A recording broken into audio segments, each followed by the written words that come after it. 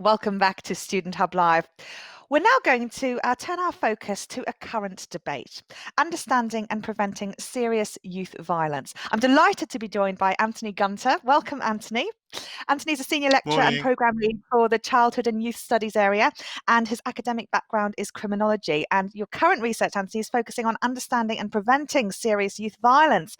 So, can we believe then what we see in the media? I mean, is knife crime getting worse? I don't think it's getting worse. For those of us who have been working in this area as practitioners and researchers for many years, it's been an ongoing issue in particular environments. But the media sort of, makes it much more problematic than it actually is. But I mean, a lot of the time, the media reporting, I guess, statistics, I mean, Mm. statistics don't lie, do they? Well, I mean, when I used to teach criminology, one of the things we used to say to our students is lies, more lies, and then official crime statistics.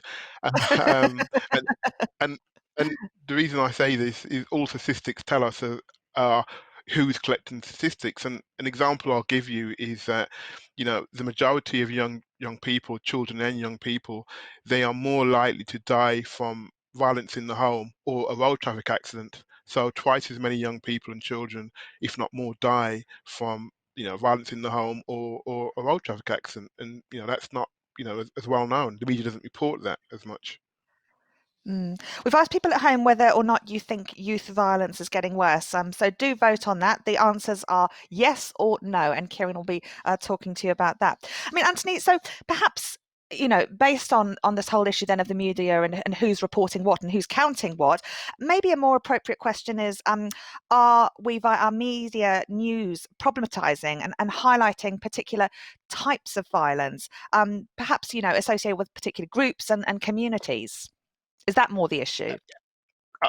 Absolutely, Karen. That's spot on. I mean, I'm from Birmingham originally, but I've worked and lived in London for most of my career, and the media is based in London. So, the Open University, we basically, we serve the four nations, but the media is very much London centered. So, you know. Everything that goes on in London is magnified and amplified, and it becomes the problem of the country or the four nations, which is not true. So, you know, most of the media is focusing on young black men in East London, in South London, walking about with their hoodies, listening to drill music and so forth, and that creates a fear. It sells newspapers. It's a lovely image, gets people worried. But in reality, most young people, are not living in London. They're living in rural areas, they're living in cities, in less. So we say multi-ethnic neighborhoods, and their experiences are slightly different than, say, a young black kid growing up in Hackney, East London, as an example. Mm. Let's see what people had to say at home about whether they think youth violence is getting worse. So 67% said yes, 33% said no. Wow, wow. That that I mean that's very interesting, and none of us are immune from the impact of the media. And if you're reading and watching news talking about county lines, gang, youth gangs, violence, guns, it's not surprising that you're gonna take this perspective. And one Mm. anecdote, I have a 21-year-old son, and about 18 months ago, when there was lots of youth violence, my son was saying that all the young people he knew on social media were all trying to get on the front pages of our local paper, which is London Evening Standard. So it became a competition to get on the London Evening Standard. So young people aren't immune from the media either, and if they get attention from being seen as these great gang bangers or Al Capones of the modern era, unsurprisingly they are going to buy into that as well. Mm. I mean, Robert, who's always lived in South London, says that there's more knife crime, and that's really one of the issues. I mean, aside from the whole issue of who's reporting what and what statistics there are, the issue is that young people are still fatally harming each other. So, what can be done then to address that particular problem? First and foremost, we mustn't separate youth violence from violence in society. So, most young people who, if they are going to carry a knife or use a gun, they have been we're talking about social harm. We're talking about their development. So rather than just talk about youth violence, let's talk about, okay, if a young person has a stake in society, they really feel confident, they feel supported, their community feels supported, they're less likely to pick up a gun. It's those communities that that feel threatened, isolated, marginalized, that these sorts of range of harms, youth violence is just one, that they're going to engage in. And I suppose we're more concerned about the overall development of young people, not just focusing on negatives, but let's look at the positives. What can you do to support young people and their families in a positive, meaningful way? So these broader themes then that you're talking about supporting people and giving them a sense of purpose and value, how are those reflected in the curriculum? Again, our Q23, which is child and youth studies.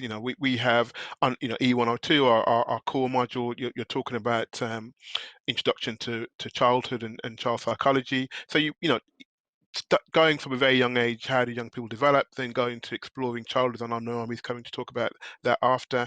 And then we've got something in level 3, which is issues in childhood and youth.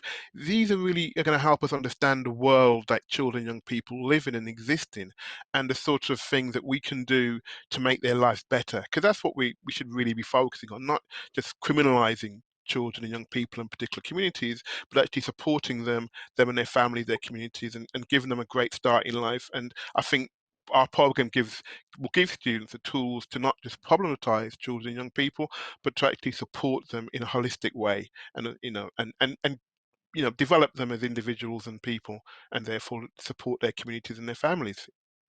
Mm, mm. Kieran, what do people at home think? It's actually quite interesting that you see reflecting what Gunther's saying.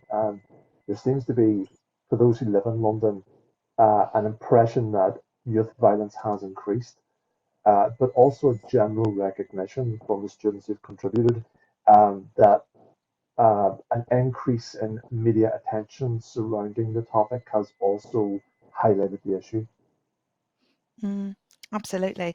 No, some really interesting points there. Anthony, there's been a fantastic discussion, and it's a very brief debate that we've got lined up. So thank you so much. Are you going to be You're enjoying the welcome. rest of today's programme? I surely will. Thank you, Karen. Yeah. Yeah, Wonderful. Well, thank you for joining us, Anthony. Right, we're going to you're show welcome. you a short video now, which is the Jenny Lee building on our Open University campus at Walton Hall. And then we'll be speaking to Naomi Holford about exploring childhood and youth. So stay with me and we'll see you very soon.